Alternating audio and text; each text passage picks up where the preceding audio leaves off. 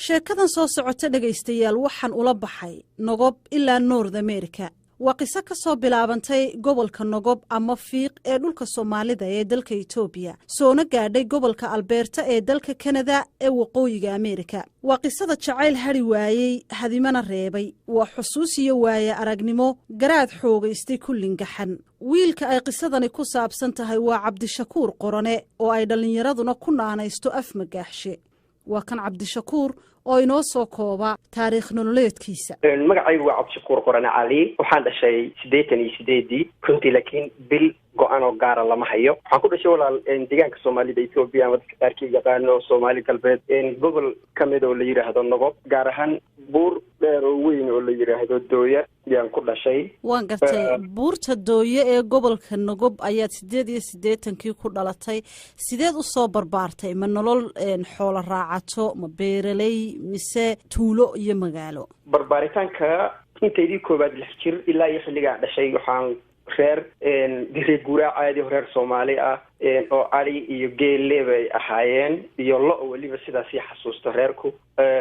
ilaa 6 jirkii waan ku soo gaaray nolosha baadiyaha marka wixii 6 jir ka dambeeyay waxaan u tagay oo aan nolosha inta kale ku soo qatan ku soo barbaaray walaalkay oo deganaa magaalada Goday oo asagoo hadda wadankeena la joogo runtii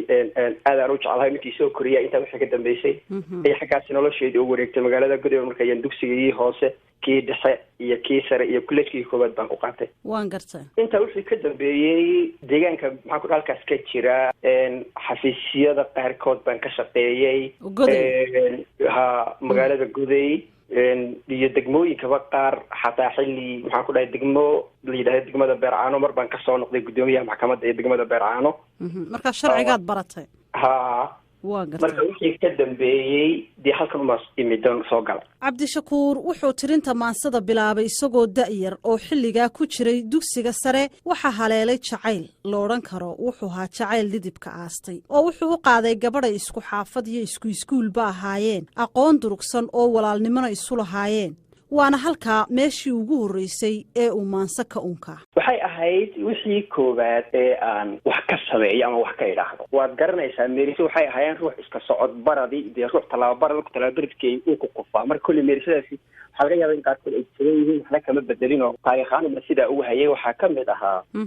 dunidii qurxoonayd miduu doortay qalbigaygu midii aan dantaydiiyo u nacay darajadan yeeshay midii dulucda beerka iyo wadnaha deebta iga saartay midii aan u dib jiray habeenee cuntadu iiga degi weyday haddii ay idiiday mar hore dayre iga yeeshay samir aan dugsado aakharaan daar ku leeyahay damqasada xusuustale qalbigu dayni kari waaye markaan door la naadaba maskaxdu way dilaacdaaye dakharka iyo xanuunkan qabana daawo loo waaye dadku iga shikiyo oo cidlaan darin ku jiifay cadawga ku diirsaday ilmadan iga diliqlayna iyaduna idiido hore dayre ee tiriya samir aan dugsado aakharan dar ku lahayd wuxuu ahaa wixii koobaad ee maansa ah ee afkayga ka soo baxa sida maansada ka muuqata gabadhaasi way ku gacan saydhay Cabdishakuur inay la qaado jacaylka waxaanu ka war helay inay wiil kale xiriir la leedahay maansadiisana waxa ka muuqatay qoos iyo xataa inaanu rajo dambe ka qabin inuu qofaan iyada ahayn jacayl u qaadi doono gabadhaasi waxa jiray magacuu ula baxay oo xataa intii aanu u sheegan jacaylkiisa uu ku oran jiray heblaayo ayaan jecelahay isagoo aan marnaba dareensiin inay heblaayadu iyada lafteeda tahay waa magac aan iska sameeyay anigu laakiin iyada aan ugu talagaloon u bixiyay iyadu marka way taqaanay magaca Naruur laakiin Naruur ruux ay tahay inay iyada taymeysan Cabdishakuur intaa kadib wuu guursaday oo gabadh kale ayuu la aqal galay balse reerkaasi uma raagin oo way kala tageen xaaskii balse jacaylkii gabadhii aanay iscalfan ee uu caruurnimadii u qaaday weli qalbigiisa kama go'in jacayl intaas la eg kii marka isoo maray mid la eg inuu xataa isoo mari doono ma filayo runtii kaas wuu ku tunjileecsado inan yar baad ahaydoo cidluu kaa helay kaasuna meel cidluu iga helay dabcan gadaalo xilliga gadaasheeda wuu guursaday laakiin haddii la isu kay barbar dhigi lahaa ma filayo inay xataa isu dhawaan lahaayeen waan gartay marka gabadhii waa kala tagteen sidaan filayo wax caruur imid dhex mareen wiil baa ii jooga 3 jira maasha Allah muddo ayaa laga joogaa markii ay xaaskiisa kala tageen gabadhii uu jeclaadayna sida igu maqaalo ah waa la guursaday hase ahaatee Cabdishakuur mar walba waxa ku soo markaca caashaqii yaraantii marka aad eegto kalinimadan aad aragto haddana inaad u baahan tahay inaad nolol samaysato ee haddana qalbigaagii uu jacayl caga dhigta aad ka weydo ama aad aragto dad fara badan oo jacayl ka sheekaynaya iyo adiga boogahaagii kuu gaarka ahaa yaa damqada habeen dhexdeer ahaa marka sanadka 2016 ahayd yaan anigoo mareegahan YouTube-ka iska baarbaaraya waxaan arkay dad jacayl aad uga cabaadaya qiiroon iyo ooyayaba gabadh waxaan arkay wallahi hadda runtii magaceedii ma xasuusto waxaan malaynayaa inay marka hore Facebook live laga keenay halka YouTube laga soo geliyay arrimo jacayl iyo dad ay la soo hadlayaan oo Fiverr laga soo wacayo iyadoo meeshii fadhido oo live saa ugu jirto oo jacaylkii baa la iska xog wareysanaya waxaa xusuus mudnayd gabadha soo wacday oo runtii xanuun aad u fara badan oo kaygii u eg bay u sheegtay inay wiil jeceshahay in muddo ah umuurahaygii seexday unbay soo kaakicisay marka gabay la yidhaahdo markabkii jacaylkaan tiriyey habeenkaa runtii maxaa tiri dadba dunida wuu wada maraa maalin hoog badane qalbigaan maxaabiisay ee aan maxkamadeeyey iyo muhasho aan siixiyey soo markiciyeene markabkii jacaylkeen wadee mawjad igu tuuray soo markaan ismoodsii dhahaba layma maqashiiyo inkastoo muddadu dheer toon tobagun soo mooday dhaqankana maroor ay ku tahay xaasrag magacowgu afkii maarmi waayaha ifaray gocasho maansoo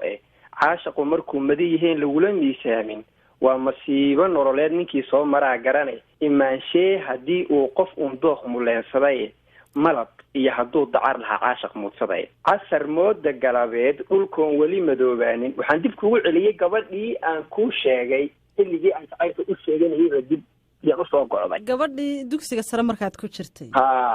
naruuro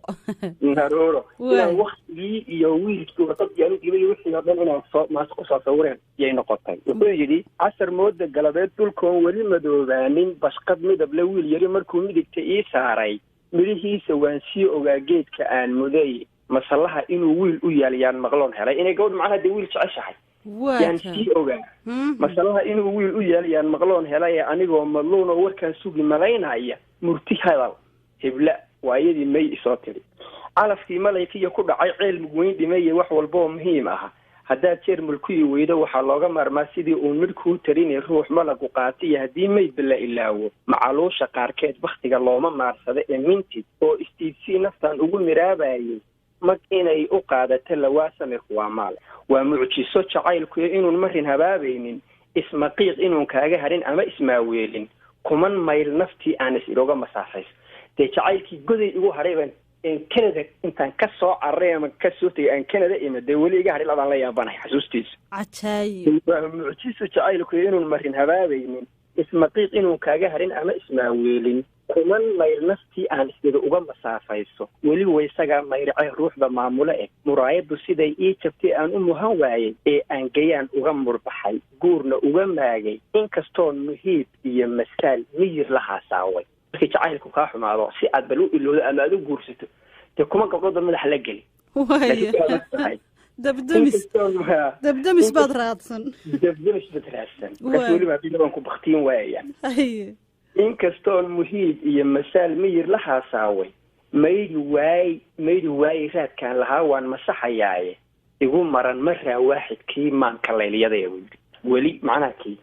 waa igu salan yahay marka gabaygaasina kaa sooxayo arrintaas yaa keentay cabdishakuur qorane marar badan ayay dhallinyarada saaxiibadiihii ka dalbadeen inay israacaan oo ay hablo u haasaawo tagaan amaba waxaa la weydiiyaa maxaad u guursan weyday bal muxuu kaga jawaabaa qasab bay noqotay ilan waa lagu weydiin oo lagu dayn maayo maxaa haweenkii aadan u shukaansanaynin maxaadan u guursanaynin waay baa lagu odhanayaa aada iyo aad marka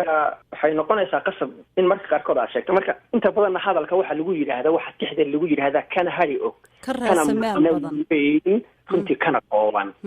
naawilaada aayaha qoftii uu nabdigu raacay sidaan ugu nayaayiray qoftii iigu nixi weyday qoftii aan nashaad uga tegiyo jawiyo neecaw leh qoftii nabad la sheegiyo iyada aan nasriga mooday nooc walba qoftaan ula hadleen iigu naxariisan qoftii aan nac oon diid is-idhi een iskala noogay nalkii ii ifaayee baktiyey nuurkii iga laalmay naf jecel naftaydii jeclayd ee ku nabay dooqu qofta aan nitaaqooyinkee dib u nidaamoodo xusuus beerku naasnuujiyo soo noqnoqonaysa soo nafistay markii aan dhahada dib uma noolaato de markii aan sidhaa wax shukaanso ama aan sidhaa wax guurso ama aan tii xusuustiibaa weli nool oo xusuus dheer ku naasruujiyo soo noqnoqonaysa soo nafistay markii aan dhahada dib uga noolaato marka taasina intaasay ku timiday marka in adeer bahalku waa dhib badan yahay inahaas waa badan baan ka soo maray inkastoo uu cabdishakuur inoo sheegay inuu qalbigiisa lingaxday oo gacaltooye haween uu gasariir ka qaaday oo gabadhii uu gaclooday mooye mid kalena aanay laabtu doonayn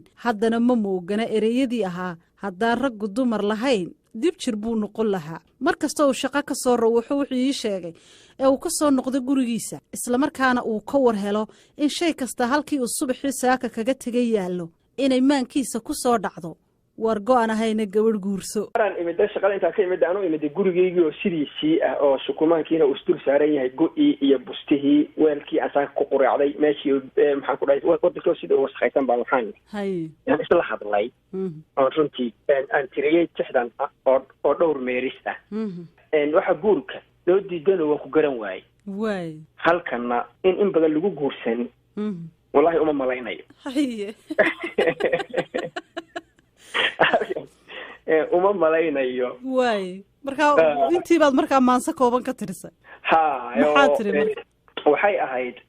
waxay ku bilaabatay sariir giigsan guri uunsan iyo hilib la geedeeyey gogol wehelle gacaltooye iyo raaxo garab taala iyo gabadh la jiisiba hadday laabtu goconayso waxa guurka loo diidano waan ku garan waayey intaasunba hayad oo runtii markaa qalbigayga kusoo dhacday in adeer marka waa la iska cadibaya ilaahay umuuraha ha sahlo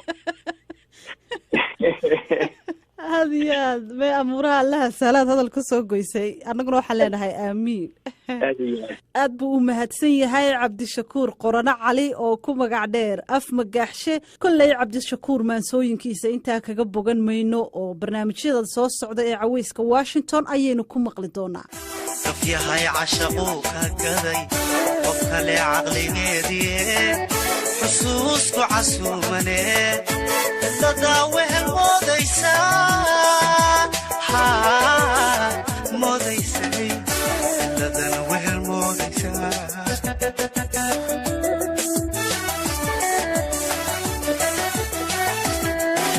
hacaban waxaan kugu idhiye hacaban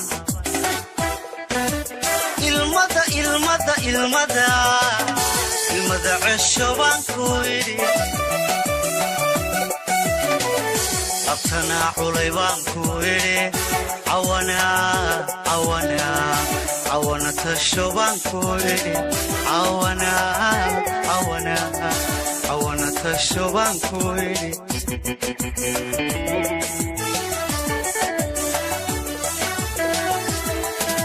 hacaban waxaan kugu idhiye hacaban